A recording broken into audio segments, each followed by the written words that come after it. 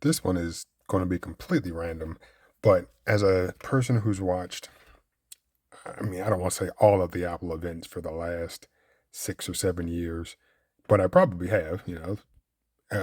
I'll either come home during lunchtime and watch it, or I've even taken off work. If I'm working from home, that's extremely convenient. I've watched it at work. Um, so yeah, I've watched a lot of the recent events. Not going to say that I was a diehard fan and I've been watching them, for the past, 2 decades or however long. Will not make that claim. But one thing I feel is true is that Apple, whoever's on stage talking, they use the word incredible a lot. Like I know Tim Cook uses it all the time. Incredible. So I was like, well, I know what incredible means. I use it in everyday speech, but I really, what does it mean? It's like, what's the actual definition? So incredible means impossible to believe or difficult to believe, extraordinary. And it's gotten to the point where they're using the word so much that I'm like, is this incredible anymore? Like you've made a year over year improvement to one of your products. Like it's iterative. It's nothing that's, mind blowing. Now, I will say one thing that was incredible was their M1 MacBook Air, MacBook Pro, Mac Mini. That year, when they released those products, that was incredible because I have only technically owned one MacBook prior to that, and I only owned it briefly, and I ended up selling it. But from what everybody who's consistently owned Mac products, like they were saying, these are the core issues of the products that we purchased, and the M1 seems to have squashed a lot of those issues. And after now having one myself, even though I'm, super late, but after having one myself for about a month and a half, yeah, it was hard to believe that they made such a drastic change to one of their product lines. And of course, now if they use Incredible for the M2 line or the M1 Pro, like, all right, well, now I believe it because you've done it once. That first time was incredible, but everything after that is no longer incredible because it would only be incredible if performance, I don't know, plummeted and now we were back to the Intel days. So that brings me to, what we talk about now. So we got new Apple Watch, Chiz, new iPhones, new AirPods Pro. None of those things are incredible. Okay. I mean, shoot, the iPhone 14 non pro is essentially the iPhone 13, which I'm not going to knock that because at some point it's like, well, we're so far ahead of the competition, which they are, and give them, credit where it's deserved. But it's like, well, that's not incredible. Like, oh, you've released the same thing that you released last year. The screen on one of them's a little bigger. Cool, but it's the same size of a phone that you've already sold before, but now you just remove one of the camera bumps or one of the cameras and you just take the more expensive camera or the more expensive phone and you decrease its overall performance. It's not incredible. Okay. You have, I think, a second generation camera system in one of the phone. That's not incredible.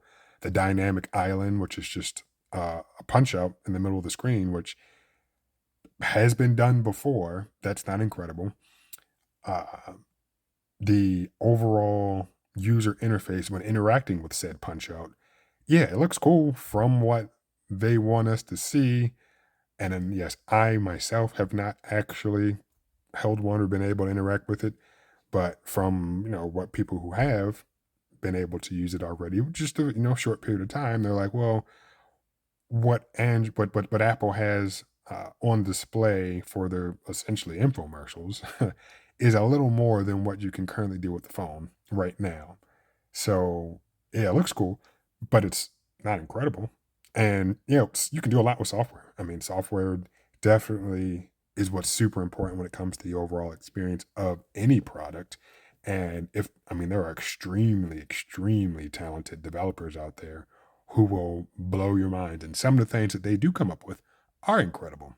But this year over year iteration for the iPhone, not that incredible. Same thing with the Apple Watch. Like the Series 8 is very similar to the Series 7, whatever the SIP system and package differences between this year's and last year's watch.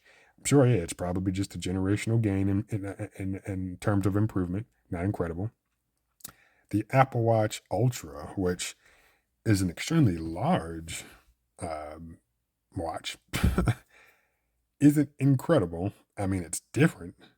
And for some people, it's going to be what they're looking for. But all of the talk and chatter is like, oh, Apple's going after Garmin, and they're going to try to like entering into a new market, which I mean, I'd say at the surface that's technically true, but I don't know. First, I mean, like we have to look at the subset of customers that are those extreme sports people, and first it's like, all right, well, let's just look at iPhone users only. So that's half, and we're talking just this country right here, which half of the country is still a decent amount of people. Cool, but then within that half, it's like okay, and I guess how would I want to look at it? Because some like when it terms I guess when it comes to like the set theory or whatever, which by all means this is very elementary. Not that I'm an expert on any of that stuff anyway, but it's like, well, what looks better? Should I look at iPhone versus iOS first at the top level, and then say of those users, how many people are extreme people? Or should I just look at the extreme people, which is already by far a way smaller number of people, and then of those, how many people are iPhone users? Okay, so let's do it that way. So yeah, whatever subset of people in the country are that extreme type of person that would get some benefit out of this watch, that's a very small portion of the country. Enough people, but still small portion. And then of those people, okay, now how many people are actual iPhone users? So then yeah, now we're talking. I mean, like we went from massive sets to very small set, and then you look at those people and it's like, okay. And of course, you have people who might be willing to convert or who are, there's people constantly coming and going between the platforms. Um, but then it's like, well, this watch, it's an Apple Watch. I mean, it's supposed to be tough and rugged or whatever, but at the end of the day, it's an Apple Watch.